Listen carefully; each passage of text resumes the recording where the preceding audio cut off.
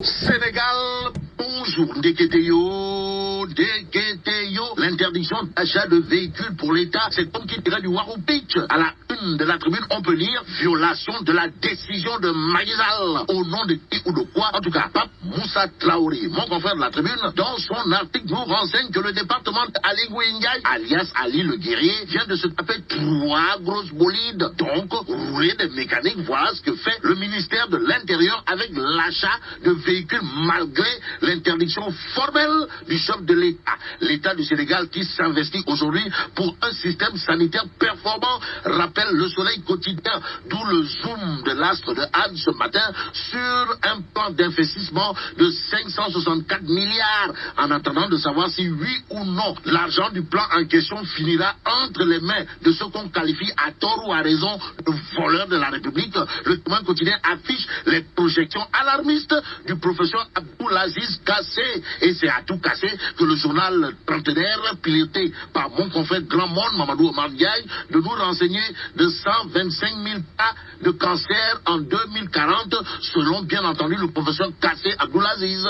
Que retenir d'autres, sinon ça ne sent pas bon. Alors là, pas du tout bon, du tout bon, surtout que le cancérologue, dans le Témoin quotidien, renseigne que chaque année 10 549 Sénégalais contractent la maladie, dont les 70% finiront par en mourir. Et ce ne sera pas avec la mort dans l'âme qu'il faudrait désormais évoquer les questions autour de la propagation du coronavirus. D'après Enquête Quotidien, le journal au chapitre de la baisse des cas Covid au Sénégal relève l'hypothèse de l'immunité collective. En atteste ce que souligne l'épidémiologiste Massamba Diouf, qui dans Enquête Quotidien avance l'hypothèse d'une immunité croisée sur le chassé croisé entre la maladie et les masses. Retenons d'après Enquête Quotidienne que l'État annonce une enquête pour déterminer la séroprévalence dans la communauté. Et c'est sans commune mesure qu'il conviendrait de souligner que le Sénégal connaît une réduction drastique des cas Covid-19 depuis presque 2 mois,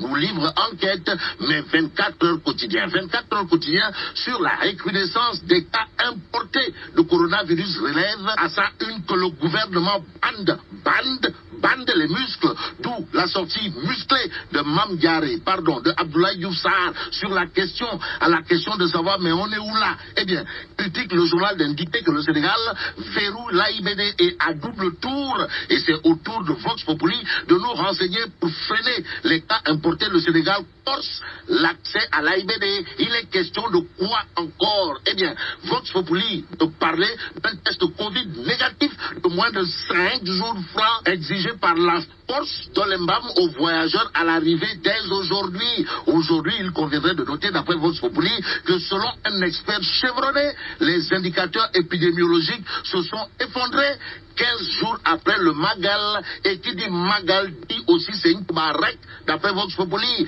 qui relève les propos d'un expert, à savoir le Magal n'a nullement favorisé une quelconque propagation du virus de la Covid-19.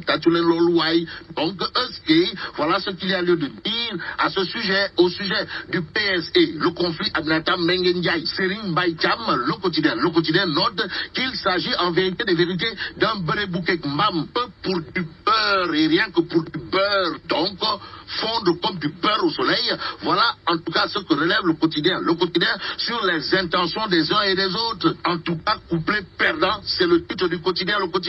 Le journal le soulignait qu'en réalité des réalités, c'est le poste de secrétaire général qui est à la base de toutes les luttes fratricides aux allures de l'ambigolo pour la succession d'Ousmane Tanor Dieng. Le journal Tribune d'indiquer que celui qui serait au cœur de la crise, c'est Khalifa Sall et c'est Khalifa Sall. Pour ceux qui relèvent de Serigne Mbaye Thiam, ou l'homme qui a apparemment mis le feu aux poudres, l'observateur L'Obs évoque qualité, prétention, défaut et entre autres. L'autre sujet qui intéresse Direct News, c'est le cas Cellou Dalein Diallo. En tout cas, Cellou Dalein Diallo pyromane, c'est l'interrogation de Direct News. Que retenir d'après le journal de Pape Bogoy Faye ou le Lion de Nguégon? Sinon, la presse sénégalaise joue avec le feu. Pourquoi jouer avec le feu?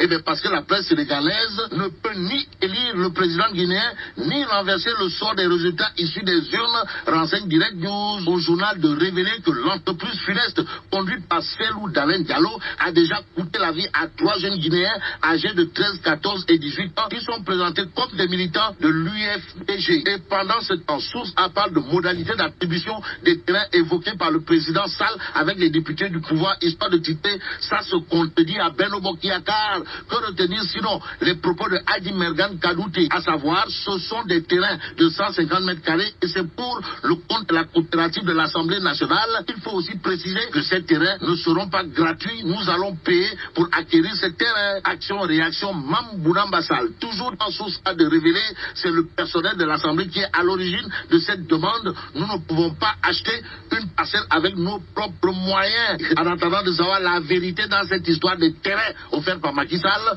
passons à critique pour terminer. Le journal de révéler maintien de Macky Sall au pouvoir. Les femmes de l'APR portent le combat. Et là, mais la Tidong, bon, vive le Sénégal.